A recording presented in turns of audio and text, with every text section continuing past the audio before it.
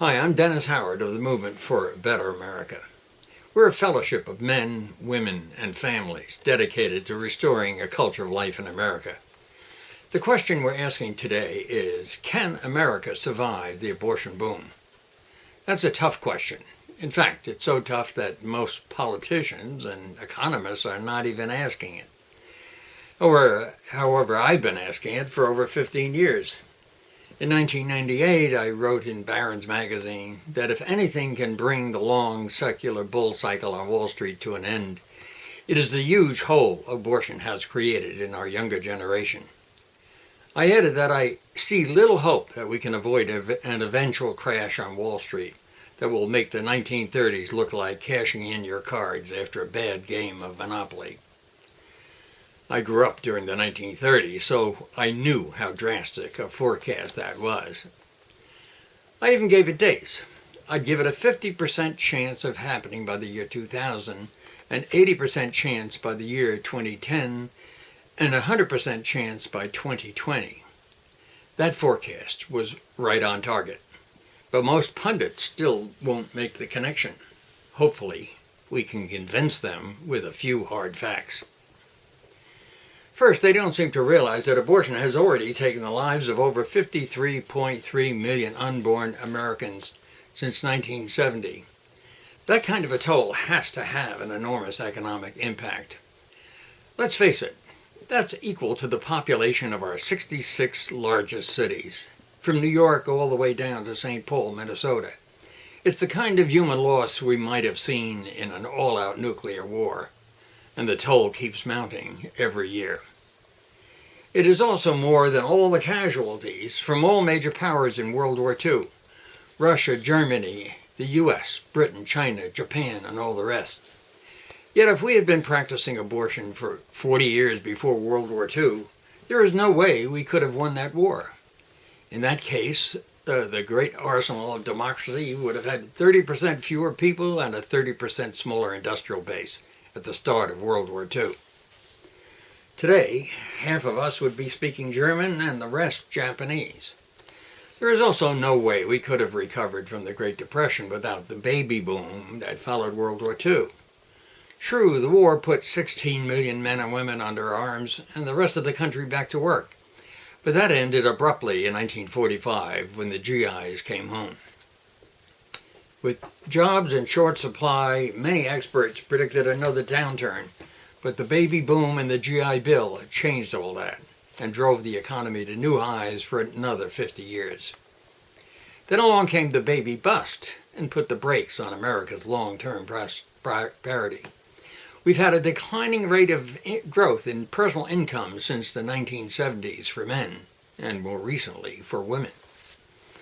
But the hardest hit today is the younger generation under 40. Abortion has already taken the lives of 31% of that generation.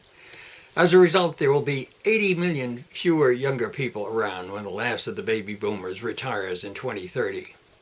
Imagine what that will do to the taxes the survivors have to pay. Some economists already predict tax rates as high as 82%. What economists and politicians often forget is that demographics and destiny. In 1994, I was the first to warn about the coming economic crisis based on demographics alone. Why am I still so alarmed? Right now, the cost to lost GDP from abortion already exceeds $39 trillion. That's 3 times our national debt, and it keeps climbing by another $2.5 trillion every year. Meanwhile, China keeps gaining on us at an alarming rate. Wall Street experts talk about the possibility of a second wave down on the stock market. In fact, we have already had 2 waves down, one in 2000 and the second in 2008. We are headed for a third that could last until 2020. It could be worse than the Great Depression unless we change direction now. The financial wizards keep pointing to symptoms, not causes. This is not just a matter of interest rates, deficits, and taxes. It is not just a crisis on Wall Street or in international trade. There is no way the Federal Reserve can solve the abortion problem. Only the American people can. The reality is that we have been sold a bill of goods by pandering politicians, left-wing population control propagandists, and liberal judges out to change our Constitution and our culture. It is time to wake up and expose their phony agendas. These are the people who have sold the American family short, shipping far too many jobs overseas and weakening the social and economic foundation families need to prosper.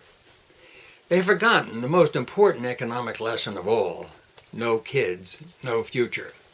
If every marriage was gay and every woman took advantage of Roe v. Wade, America would face national suicide within a generation. Yet pandering politicians, propagandists, and judges keep trying to redefine marriage and deny every unborn child's right to life. It is time to call this exactly what it is: a great betrayal of everything America stands for. So what's the answer? If America is to survive the next 50 years, we have to do 3 things. First, join hands in a new coalition to secure the blessings of life, liberty, and the pursuit of happiness for our children and grandchildren. Second, bring economic and social conservatives together in a new American majority based on the family as the fundamental social and economic unit of society.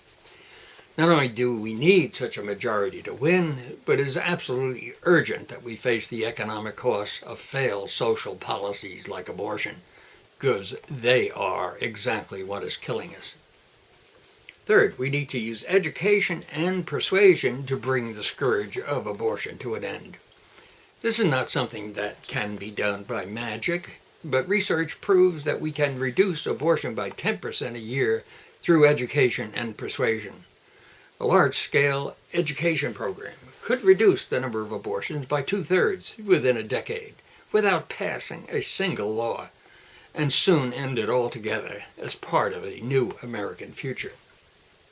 That future can begin right now. All you need to do is to say yes to life by joining this common-sense, family-oriented Tea Party. Join your voice with ours today. Just write to the Movement for a Better America, P.O. Box 472, Mount Freedom, New Jersey, 07970. Or email me personally at mbaforlife@gmail.com. Thank you.